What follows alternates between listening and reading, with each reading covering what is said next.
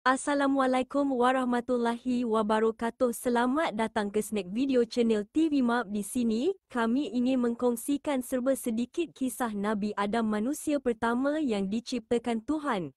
Kisah ini dipetik dari sumber kajian kami dari Al-Quran dan hadis. Kebenaran hanya Allahu alam. Nabi Adam. Nabi Adam merupakan nabi pertama sekaligus manusia pertama yang Allah ciptakan. Sebelumnya, Nabi Adam tinggal di surga dengan pasangannya, Hawa. Namun, atas pujukan iblis, Adam dan Hawa memakan buah uldi yang telah dilarang oleh Allah. Meski telah bertobat, Allah tetap memerintahkan mereka turun ke bumi. Beberapa mukjizat Nabi Adam adalah menjadi khalifah pertama di bumi. Diajarkan oleh Allah segala hal tentang nama benda dan makhluk di bumi. Memiliki umur yang panjang dan dapat memberikan 40 tahun untuk Nabi Daud. Memiliki tinggi 60 hasta. Dikurniakan keturunan kembar berpasang-pasangan.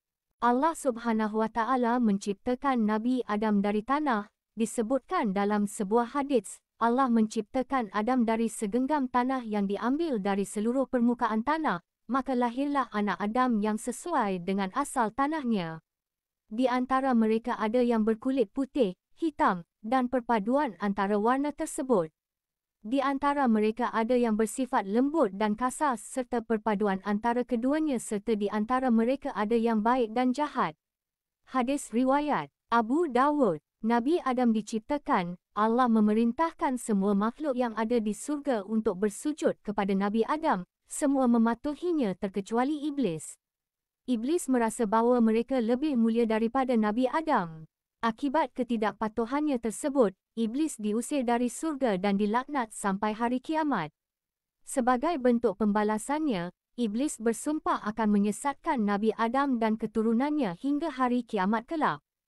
Kehadiran Siti Hawa. Setelah iblis tidak lagi di surga, Nabi Adam pun tinggal seorang diri di surga. Allah Subhanahu Wa Taala lantas menciptakan Siti Hawa untuk menemani Nabi Adam. Mengutip buku Kisah Para Nabi oleh Imam Ibn Katsir, Siti Hawa diciptakan dari salah satu tulang rusuk Nabi Adam yang diambil oleh Allah Subhanahu Wa Taala. Bersama Siti Hawa, Nabi Adam menjalani kehidupan yang indah di surga. Mereka berdua menikmati berbagai kenikmatan yang telah disediakan oleh Allah Subhanahu Wa Taala. Terdapat satu larangan Allah kepada Nabi Adam dan Siti Hawa, yakni untuk tidak memakan buah dari pohon uldi.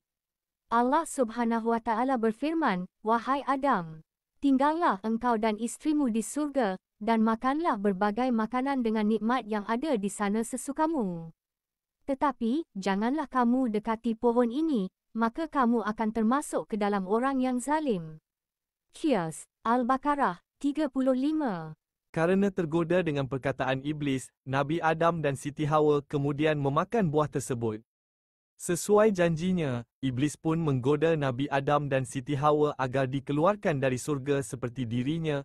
Iblis berkata, "Wahai Adam, sesungguhnya Allah melarang mendekati dan memakan buah dari pohon itu kerana tidak ingin kemuliaanmu menyamai malaikat." Nabi Adam dan Siti Hawa dikeluarkan dari surga setelah memakan buah tersebut. Nabi Adam dan Siti Hawa menyadari kesalahannya. Mereka pun bersimpuh di hadapan Allah dan menyesali perbuatannya. Karena telah melanggar perintah Allah, Nabi Adam dan Siti Hawa dikeluarkan surga.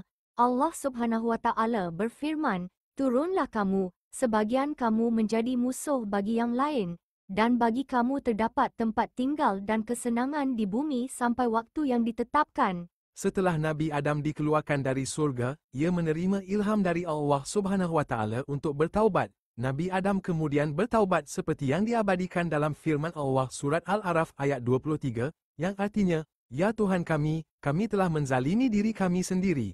Jika Engkau tidak mengampuni kami dan memberi rahmat-Mu, niscaya kami termasuk orang-orang yang rugi." Al-A'raf 23. Allah Subhanahu Wa Taala menerima taubat Nabi Adam dan melimpahkan rahmat kepadanya.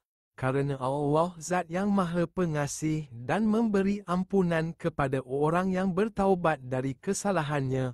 Manusia aslinya adalah penduduk surga, maka semoga kita semua dapat kembali lagi ke surga. Semoga bermanfaat.